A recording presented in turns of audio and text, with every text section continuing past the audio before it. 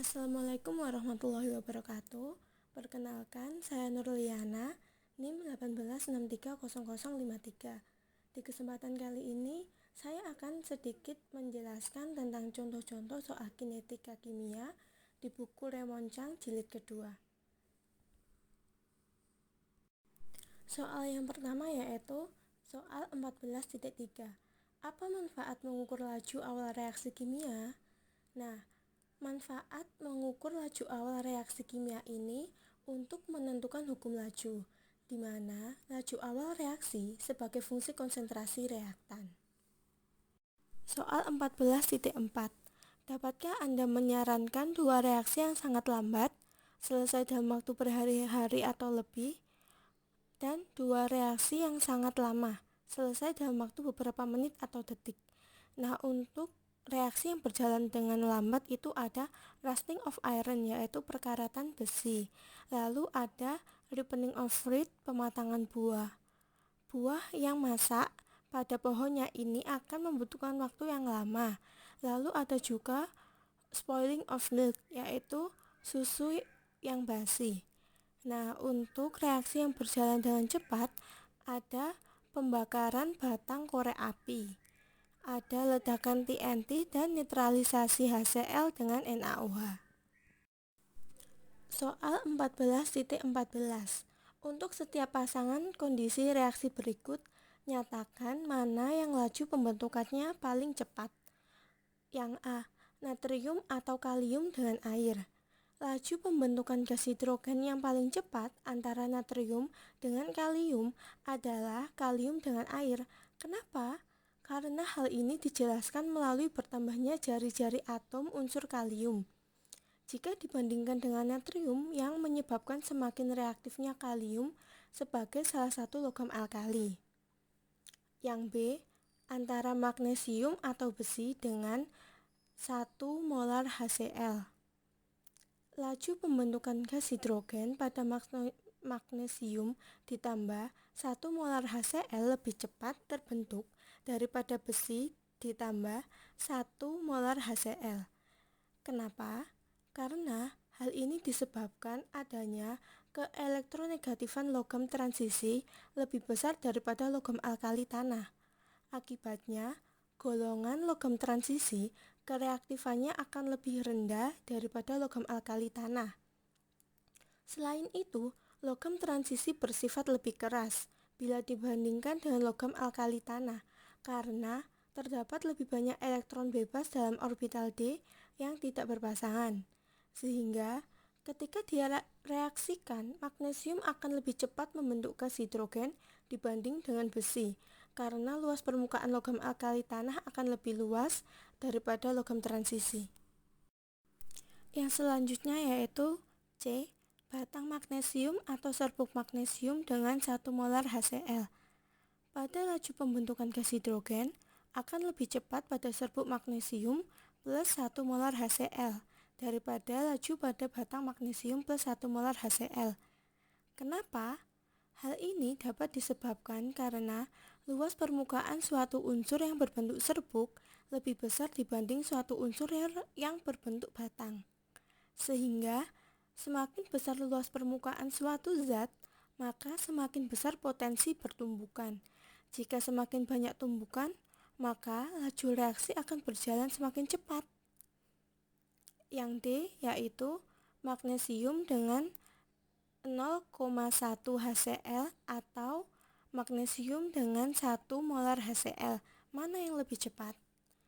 Reaksi antara magnesium dengan HCl 1 molar mempunyai laju yang lebih tinggi dibandingkan reaksi antara magnesium dengan HCl 0,1 molar.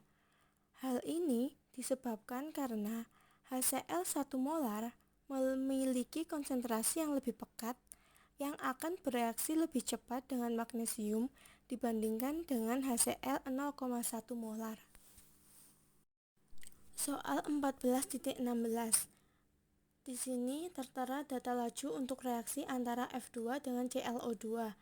Nah, di mana ini sudah disajikan ada F2 0,10, 0,10 dan 0,20, ClO2 ada 0,01, 0,04, dan 0,01 dengan laju awalnya 1,2 kali 10 pangkat min 3, 4,8 kali 10 pangkat min 3, dan 2,4 kali 10 pangkat min 3.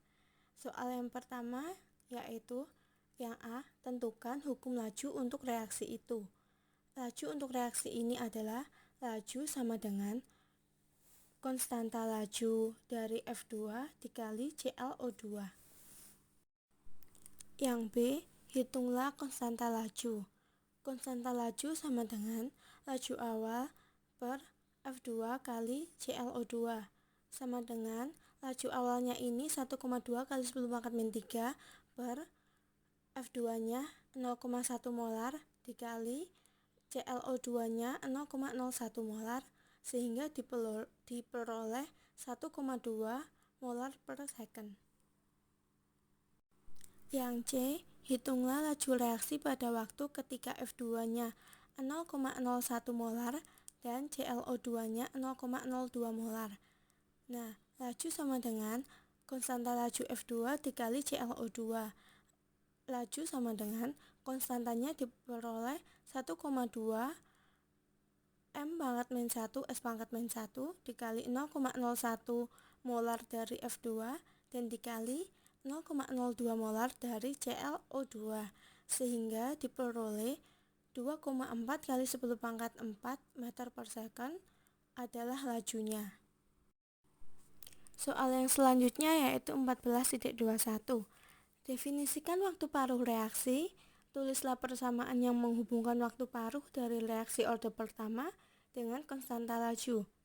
Untuk menjawab soal berikut, yaitu waktu paruh adalah waktu yang diperlukan agar konsentrasi reaktan menjadi setengah dari konsentrasi awal, yang mana N2O5 menjadi 2NO2 plus setengah O2. Hukum lajunya konstanta laju N2O5.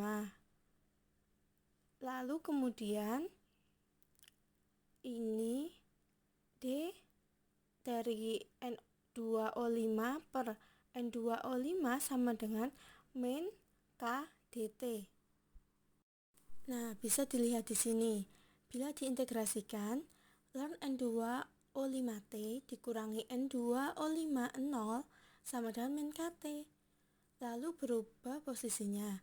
N2O5T sama dengan N2O50 E pangkat min KT. Lalu N2O5T sama dengan setengah N2O5 0 sehingga setengah dari N2O50 sama dengan N2O50 E pangkat min KT. Di sini E pangkat min KT sama dengan setengah N2O50 dibagi N2O50. Lalu hasil integrasinya min KT setengah sama dengan ln setengah N2O50 dikurangi ln N2O50. KT setengah sama dengan ln N2O50 min ln setengah N2O50. KT setengah sama dengan ln 2 sehingga waktu paruhnya adalah T setengah sama dengan ln 2 per K sama dengan 0,6931 per K. Nah, ini untuk soal terakhir yaitu 14.22.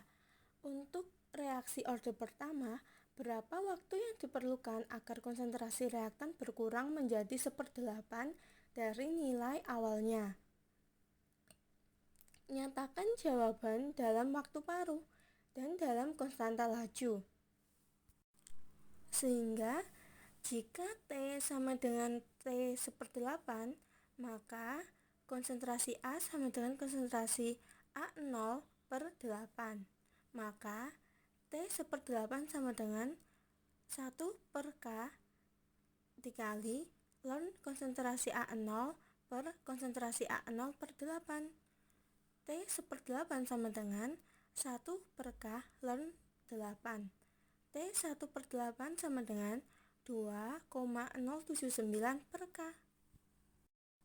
Nah, dari video kali ini kita sudah membahas contoh soal dari kinetika kimia. Terima kasih. Assalamualaikum warahmatullahi wabarakatuh.